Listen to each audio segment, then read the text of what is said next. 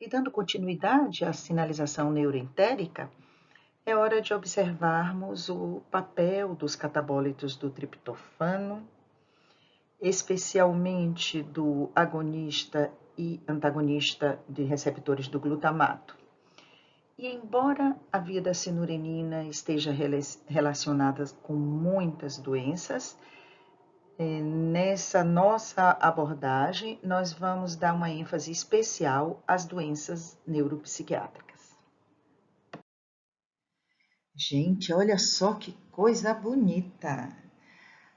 A literatura tem mostrado um crescimento exponencial de trabalhos científicos que associam a via das sinureninas a muitas desordens metabólicas, também a doenças neurodegenerativas, incluindo as demências, a câncer, as doenças infecciosas, de tal forma que o estudo do papel dessa via nas diversas patologias consiste na chamada sinureninômica, por onde eu acho que os médicos de 2027 muito vão trafegar.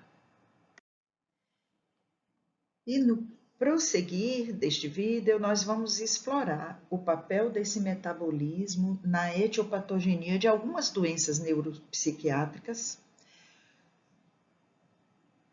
como também ela pode fazer avançar métodos diagnósticos, alvos terapêuticos para essas doenças, o que é sobremaneira importante, já que essas doenças têm acometido uma população numerosa, a idade média da população tem se expandido, a expectativa de vida tem aumentado e são patologias de difícil diagnóstico, ou pelo menos de difícil diagnóstico precoce.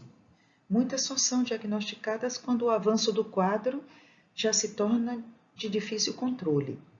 É aí que reside a grande esperança, a grande perspectiva de exploração dessa via para fins diagnósticos e também na busca de novos. Nós sabemos que as transformações biológicas, desde o nascimento até a senescência, elas são muito diversificadas. Elas dependem de fatores genéticos, de fatores ambientais, elas dependem de hábitos, e o conjunto pode contribuir para alterações que resultam em comprometimentos funcionais, que resultam no desenvolvimento de doenças. Em praticamente todas essas alterações, existe um ponto de convergência, que vem a ser o estímulo inflamatório. Isso quer dizer a expressão de mensageiros inflamatórios os mais diversos, uma resposta imune exacerbada ou uma falência desse controle pelo sistema imune. E nesse sentido, minha gente, o sistema nervoso é particularmente sensível a esse gatilho inflamatório. E vários são os fatores que ali tentam se equilibrar numa espécie de balança entre o gatilho inflamatório, entre a resposta protetora, né? Aqui a gente tem as citocinas de perfil inflamatório, de perfil anti-inflamatório regulador, contribuindo com a neuroproteção, os fatores de desenvolvimento do cérebro, do neurônio, da glia, vários deles. Mas eu gostaria de chamar a atenção especial para o papel do glutamato, que é o nosso principal neuromediador de natureza excitatória. Ele vai ter um grande protagonismo aí na etiopatogenia de muitas dessas doenças que nós vamos comentar. Agora, chegou a hora de nos determos rapidamente numa breve caracterização desse cenário, o sistema nervoso, especialmente apresentando os seus fenótipos celulares para, em seguida, entender o papel da via das sinureninas nesse ambiente. Vamos então comentar aqui alguns aspectos da interação entre esses fenótipos celulares, começando pelo neurônio, a quem tem sido atribuído o protagonismo na função do tecido nervoso. De fato, essa é uma célula altamente especializada, mas vejamos que, para bem desincumbir-se de suas funções, o neurônio precisa ter, nas suas terminações dendríticas e axonais principalmente, um revestimento próprio. E quem é o responsável pela síntese desse revestimento, dessa baía de mielina? O oligodendrócito, uma célula, um fenótipo glial. Em seguida, o neurônio também precisa se nutrir e manter a sua homeostasia, que é muito dependente desse segundo fenótipo, o astrócito. É bem verdade que o neurônio capta muito dos nutrientes, particularmente a glicose, mas ainda assim lhe falta uma complementação. E, inclusive, a própria glicose, ela é estocada na forma de glicogênio no astrócito. Célula que também fornece outros nutrientes, fornece ao neurônio fatores tróficos, desincumbe-se de uma proteção antioxidante, e eu vou comentar aqui uma interação entre astrócito e neurônio que é muito importante para a fisiologia desse tecido. Os neurônios glutamatérgicos, aqueles que expressam na fenda sináptica o glutamato, têm esse glutamato captado pelo astrócito, porque do contrário ele seria tóxico na fenda. Logo após o estímulo sináptico, o glutamato é captado e o astrócito o transforma em glutamida. Em seguida, para manter este pool do neuromediador, astrócito devolve a glutamida e uma enzima, glutaminase neuronal, recupera esse esqueleto carbônico na forma desse neurotransmissor. Uma outra célula que não tem a mesma origem embrionária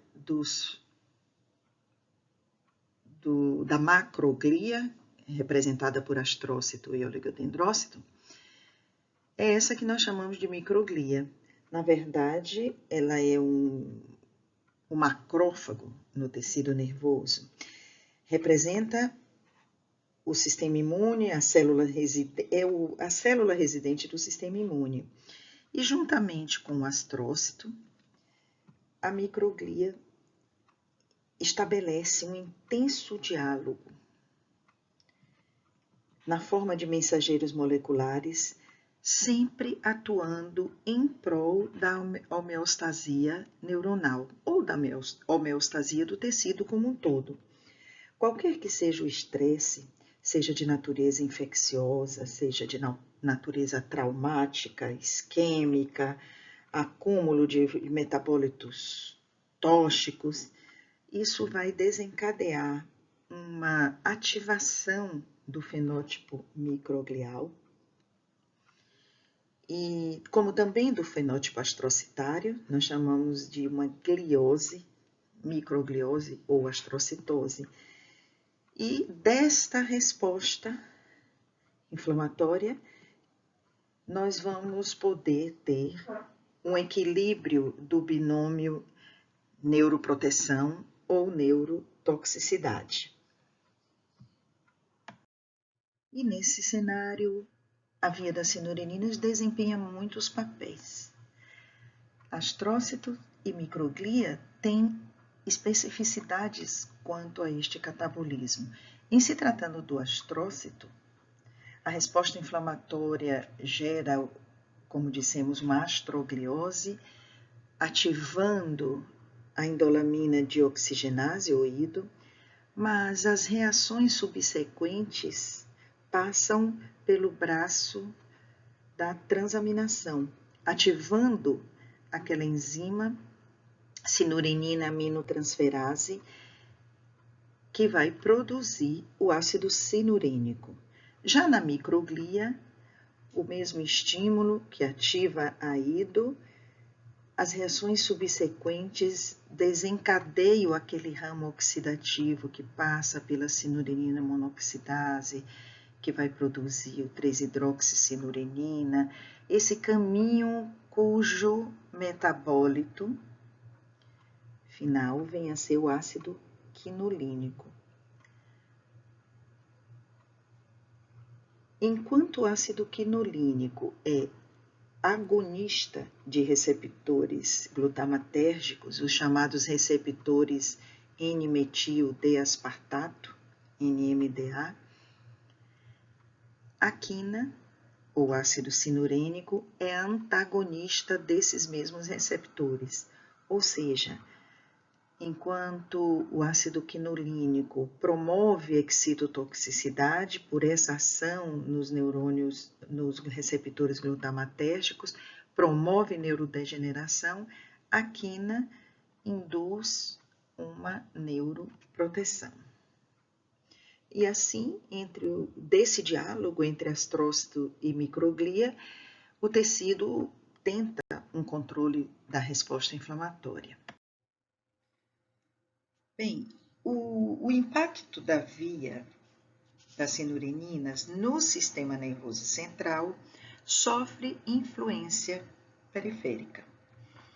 Vamos lembrar aqui que estímulos pró-inflamatórios lá no fígado, via corticosteroide, ativava a TIDO, a triptofano dioxidase, e ali a via era desencadeada.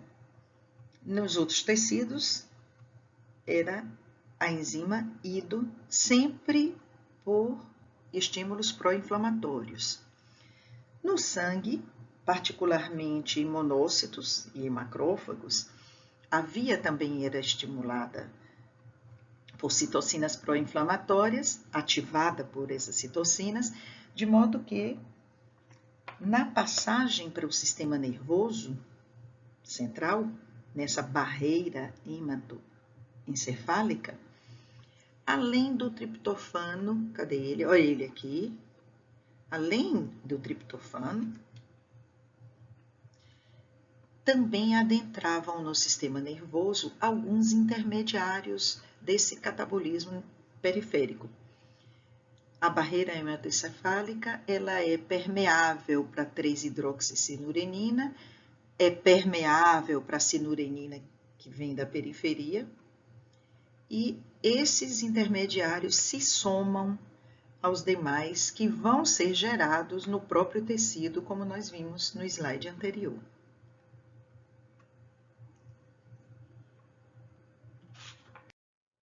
Essa figura é bem representativa para dizer que a intensidade da resposta inflamatória, que aqui está sendo gerada pela ação de corticosteroides, pela ação de citocinas pró-inflamatórias, pelo lipopolissacarídeos bacterianos, outros antígenos bacterianos, né, na periferia, e em seguida, nos fenótipos microglial e astrocitário do sistema nervoso,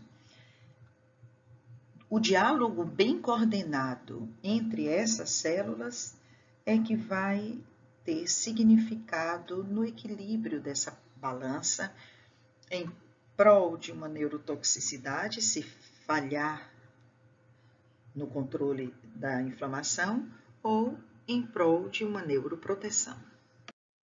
E nesse ambiente, especialmente quando a inflamação vai tendendo à cronicidade, o ácido quinolínico vai interferir também na função mitocondrial. Impacta na respiração celular e impacta na fosforilação oxidativa acoplada. Imagine o quão danoso não é para a função do tecido a falta de ATP para a neurotransmissão, para a despolarização do neurônio. Ácido quinolínico também prejudica essa função mitocondrial de uma forma direta, porque interfere na integridade estrutural, já que o aumento, a produção aumentada de espécies reativas de oxigênio e de nitrogênio vão causar estresse oxidativo, estresse nitrosoativo.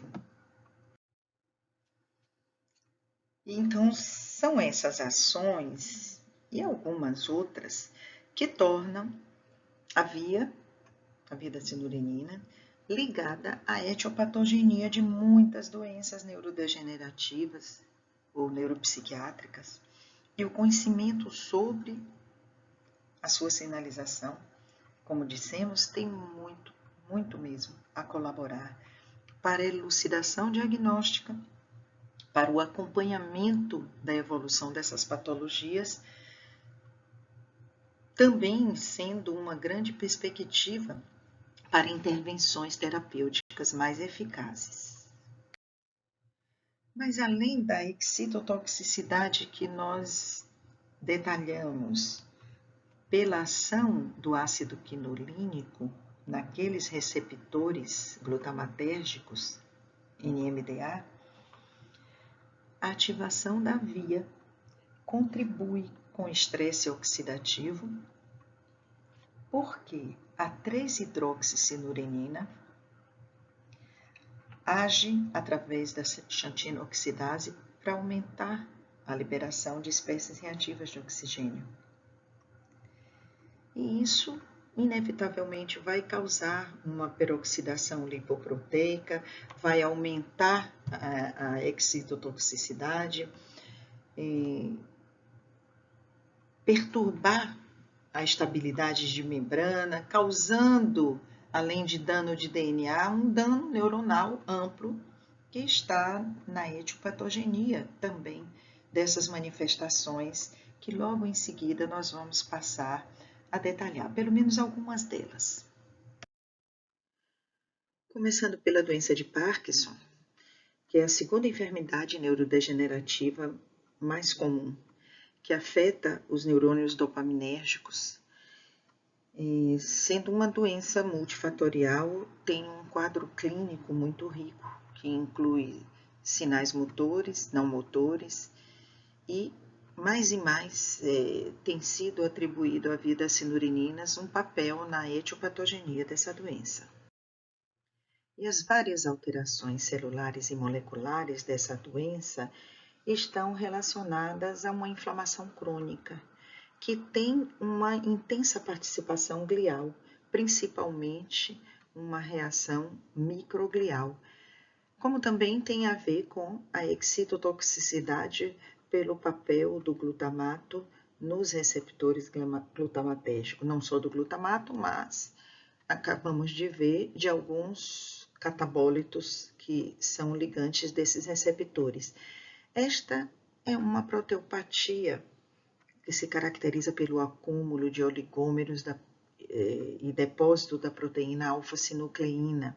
O conjunto de todas essas manifestações vai levar à perda dos neurônios dopaminérgicos, especialmente na substância negra, pars compacta, e a todos aqueles fenômenos, manifestações clínicas que foram caracterizadas.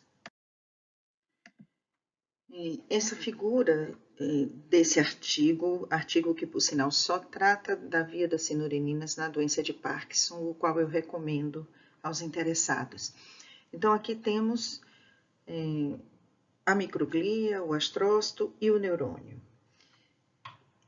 Um estímulo inflamatório que desencadeia a via das sinureninas em microglia, nós vimos que isso faz liberar o ácido quinolínico e este, como ligante dos receptores NMDA, vão caracterizar, vão gerar neurotoxicidade, que se soma a um outro estímulo, este de natureza oxidativa, porque a via em microglia também expressa, também libera o 3-hidroxicinurenina. No início da patologia, há uma tentativa de resposta astrocitária, há uma astrogliose, e essa resposta inflamatória através do astrócito, liberando ácido cinurínico, tenta equilibrar os fenômenos fisiopatológicos que, dependendo da reatividade ou da intensidade da reatividade microglial, podem ou não fazer avançar o processo neurodegenerativo.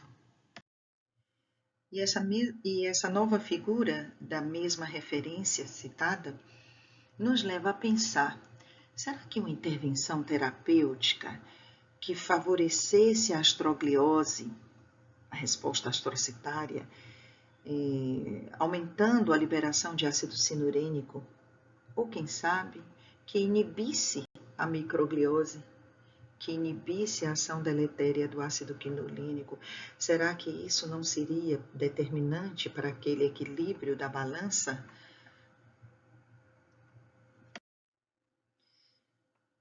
E esse mesmo artigo, cujo primeiro autor é de origem chinesa, ele traz uma nova analogia para se somar àquela da balança.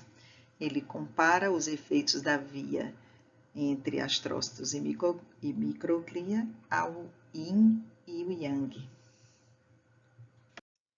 E a doença de Alzheimer é também uma proteopatia que se caracteriza pelo desenvolvimento de placas beta-amiloide, uma proteína beta-amiloide, que se deposita pelos emaranhados neurofibrilares, além de uma desintegração dessa proteína tal causada por uma hiperfosforilação.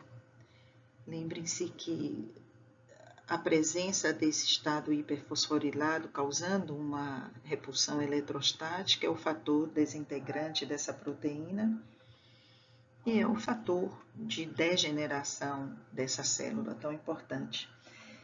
Existem evidências cada vez mais crescentes que associam a via das sinureninas, em particular a neuroinflamação causada pelo ácido quinolínico, no desenvolvimento da doença de Alzheimer.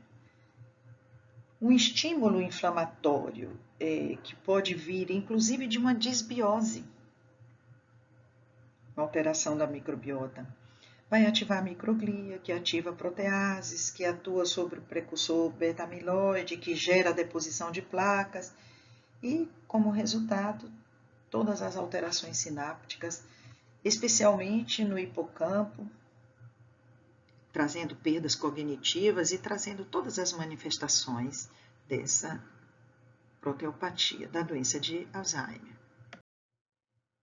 Entre as principais alterações descritas em Alzheimer, relacionadas com a via da sinurenina, está essa proporção de sinurenina para triptófano. Quer dizer, com a ativação da IDO, cai a taxa de triptofano, aumenta a taxa de sinurenina. Pacientes com a doença de Alzheimer também apresentam um significativo aumento de 3-hidroxicinurenina. Pode ser um marcador. Isso quando comparado com outros pacientes que têm outros quadros demenciais, outras perdas cognitivas que não são Alzheimer. Esse marcador aqui está mais acentuado. A clivagem do precursor beta-amiloide, por sua vez, também ativa a IDO e assim contribui mais ainda para a liberação de ácido quinolínico e para todo o comprometimento da doença. Efeitos diretos sobre a proteína beta-amiloide podem ser também verificados sobre a microglia. Agora, imaginem esses marcadores, quão úteis eles não podem ser para que o diagnóstico dessa doença possa se dar em tempo mais precoce. Porque hoje o que se tem de mais disponível são exames de imagem e as alterações de imagem do hipocampo por exemplo, só aparece quando o comprometimento já está bem acentuado. E na doença de Huntington? Essa que é um processo neurodegenerativo que afeta os núcleos da base e causam a deposição de uma proteína que é chamada huntingtina, afetando mobilidade, afetando cognição. O que a gente tem em Huntington é a ativação da IDO, elevando também os níveis de sinurenina séricos. A diminuição das moléculas mais protetoras, como é o caso do ácido sinurênico, é verificada no corpo estriado e no líquido cefalorraquidiano, além da elevação dos tradicionais metabólitos neurotóxicos 3-hidroxi-sinurenina e ácido quinolínico. Como vocês veem, é o mesmo processo inflamatório, porém, dependendo da área afetada, dependendo de outros fatores genéticos, ambientais, etc., os acometimentos diversificam e as perspectivas, inclusive de acompanhamento, podem se tornar bem interessantes. Já na esquizofrenia, minha gente, a gente verifica uma inversão desses parâmetros, porque o achado mais significativo, além da elevação de sinurenina, é a elevação de ácido sinurênico no líquor. Certos polimorfismos da sinurenina monoxidase parecem estar associados a níveis elevados do ácido sinurênico no transtorno bipolar. E isso também é um parâmetro que poderia servir para acompanhamento clínico desses pacientes. Na esquizofrenia, o que se sugere é que a atividade da enzima transaminásica está elevada e a sinurenina monoxidase está diminuída. E com isso, existe uma redução na taxa, na razão quinolínico-quina. Quer dizer, menos ácido quinolínico e mais ácido sinurênico. A elevação do ácido sinurênico parece explicar uma das coisas mais típicas do quadro, que são as alterações da memória visoespacial. Essas anormalidades cognitivas que estão presentes nos pacientes esquizofrênicos e cuja aproximação poderia ser notificada por uma mensuração desses parâmetros. E na esclerose múltipla, o que será que a via da sinurenina tem a nos acrescentar?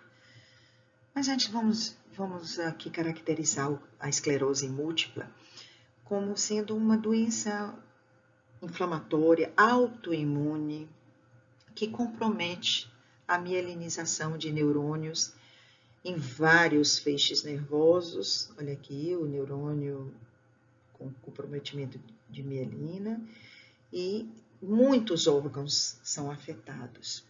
Do ponto de vista da via da sinurenina, além da redução de triptofano, tanto em soro quanto em líquor, talvez o que fosse mais interessante para o acompanhamento é a observação de que um aumento de ácido sinurênico no líquor aponta para uma recidiva.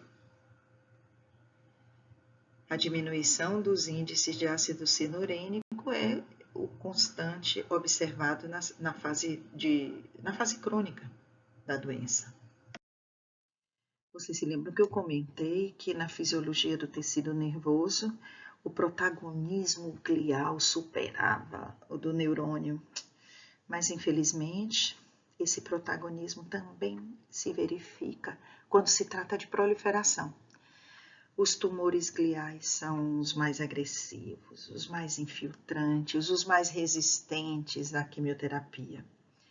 Em parte, a via da sinurenina explica isso, mas também há uma esperança de que ela possa colaborar, oferecendo alternativas terapêuticas ou associadas aos quimioterápicos. Vejam que numa zona de proliferação de células tumorais ocorre um infiltrado microglial, uma reatividade microglial. E nessa microglia a via das cinureninas é ativada. E dessa ativação resulta o ácido quinolínico e resulta também NAD, muito importante para a sobrevivência do tumor, para o metabolismo dessas células que se expandem. E há uma esperança de que, agindo nessa via com alternativas terapêuticas ou agindo também em alvos terapêuticos ligados ao catabolismo do triptofano pelo anel indol, que vai gerar aqueles ligantes do receptor hidrocarboneto. Essa é também uma linha de pesquisa muito explorada nos últimos anos por oncologistas. E o mapa da sinureninômica volta para lembrar a diversidade de patologias que estão envolvidas com a via e para lembrar o quão ela pode contribuir com a busca de alvos terapêuticos e, sobretudo, com a busca de biomarcadores que possam facilitar o diagnóstico dessas mais diferentes manifestações. E antes de despedirmos, eu vou comentar aqui alguns resultados que nós temos alcançado explorando a via das cinureninas no nosso laboratório de pesquisa, o Laboratório de Neuroquímica e Biologia Celular. Lá, nosso alvo, nosso foco experimental é a célula glial, a fisiopatologia da glia. Através de modelos de cultura de células, de cultura de tecidos, fatias de tecidos, mas também alguns protocolos experimentais que envolvem pesquisas in vivo. Temos avançado e, dentre esses modelos relacionados à via das cinureninas, eu trago esses dois resultados. O primeiro deles trata de um modelo experimental de infecção parasitária. Um parasito muito assemelhado ao Toxoplasma gondii, ele se chama Neospora canino, foi usado para infectar uma cultura de células gliais. E aqui na ordenada nós observamos a atividade da IDO mediante essa infecção, a presença desse parasito. Essa coluna representa a cultura controle e essa coluna com um incremento de cerca de 30% na atividade da IDO é quando a cultura é infectada. Já esse outro gráfico nos mostra qual o papel que teria essa via na proliferação parasitária. Este que é um parasito que se aloja no tecido nervoso. Então, aqui na ordenada, nós temos a contagem de taquizoítos e vale a pena olhar somente essas duas colunas. Essa é a contagem padrão, controle. E aqui é quando a via das cinureninas é inibida por um inibidor competitivo da IDO, é o 1-metiltriptofano. Vejam que essa inibição promove uma proliferação bem significativa dos parasitos, significando que ela é importante nessa contenção. Em seguida, nós quisemos saber quais eram os catabólitos liberados no meio de cultura quando as células eram infectadas por esse parasito. Nós chamamos a esse conjunto de moléculas que são liberadas mediante um estímulo de secretoma. Então, o secretoma foi analisado por HPLC, uma cromatografia líquida de alta eficiência, e correndo em paralelo padrões, nós verificamos que o secretoma continha triptofano, que é um aminoácido contido no meio de cultura, é um nutriente para as nossas células, mas continha um pico significativo de ácido quinolínico. Em seguida, nesse mesmo modelo de infecção parasitária, nós não mais utilizando o secretoma, mas as células, por uma técnica conhecida como RT-PCR, foi medido a expressão relativa das enzimas desse catabolismo. E o que verificamos foi uma expressão significativamente aumentada da sinurenina monoxidase. Bom, os dados que eu apresentei há pouco são de projetos concluídos, inclusive publicados, mas o grupo também tem avançado, utilizando os parâmetros da via das sinureninas para buscar biomarcadores em alguns modelos de doenças neurodegenerativas, tanto modelos in vitro quanto modelos in vivo, os quais também têm sido explorados na busca de alvos terapêuticos. Nesse particular, nós testamos a ação de extratos de plantas e, particularmente, os flavonoides têm mostrado um grande potencial pela sua ação anti-inflamatória, antioxidante e até antiproliferativa, mielinogênica. São dados que logo mais com os quais a gente espera colaborar no progresso dessas novas terapias, inclusive para gliomas. E os slides subsequentes vão dizer o que se investiga na via quando se tenta marcar certas patologias. Na verdade, nós já abordamos isso nos slides que se passaram. Em se tratando dos alvos terapêuticos, há duas abordagens. A abordagem que explora a microbiota, não só com a qualidade dos micro-organismos, os probióticos, mas também junto àquele catabolismo do anel indol, onde os ligantes agem em receptores ario-hidrocarboneto, e aí alternando agonistas e antagonistas desses receptores, vai se tateando busca de novas opções terapêuticas para várias patologias. Em se tratando do hospedeiro, o que se explora são as atividades enzimáticas da síntese da serotonina, que é a triptofano hidroxilase, ou das enzimas já citadas da via das sinureninas, usando inibidores, principalmente, e vendo as consequências e as possibilidades daquele efeito gerar alguma intervenção terapêutica. A literatura tem mostrado que os alvos mais bem-sucedidos são aqueles que visam a IDO ou a KMO, a monoxidase.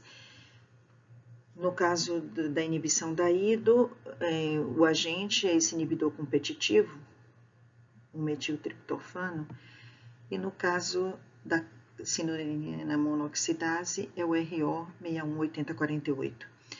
Esse ainda é de uso experimental. Mas já existem resultados que geraram fármacos, produtos disponíveis, como é o caso do Tranislast, que é um análogo do ácido antranílico. Os slides que se seguem trazem referências de inibidores adicionais da IDO, da sinurenina monoxidase, da transaminase, como também trazem Os principais agonistas e antagonistas dos receptores aryl-hidrocarboneto, que são investigados, eu tenho certeza que esses dados vão ser melhor adensados, melhor utilizados e evidenciados no progredir da formação de vocês, haja visto o crescimento exponencial que esse catabolismo tem merecido na literatura. Aqui estão os alvos terapêuticos para as mais diferentes patologias, mencionando os modelos, mencionando o alvo, quem são os inibidores e os principais achados desses protocolos. Todos eles estão mencionados. Esses dados constam das referências e eu espero que oportunamente vocês possam consultá-las. E chegando ao final, eu quero transmitir a minha alegria por ter compartilhado esses conhecimentos preliminares de um tema que tem muito a crescer. Um tema amplo, instigante, e eu tenho certeza que qualquer que seja a especialidade que vocês venham abraçar, qualquer que seja o caminho que venham a seguir, alguma informação aqui passada vai vingar, vai florescer. E finalmente chegamos ao final do semestre. Quero dizer que nós nos sentimos muito felizes, professora Bárbara, professora Regiane e eu, por termos transmitido esses conhecimentos, esse lastro bioquímico para a formação de vocês, que merecem as nossas homenagens, que serão traduzidas em música. Vamos pedir a Mozart que transmitam, ou melhor, que transmita as nossas homenagens a essa turma tão dedicada e merecedora de todo sucesso. Na verdade, eu vou dividir com vocês, além de Mozart, a minha flautista preferida.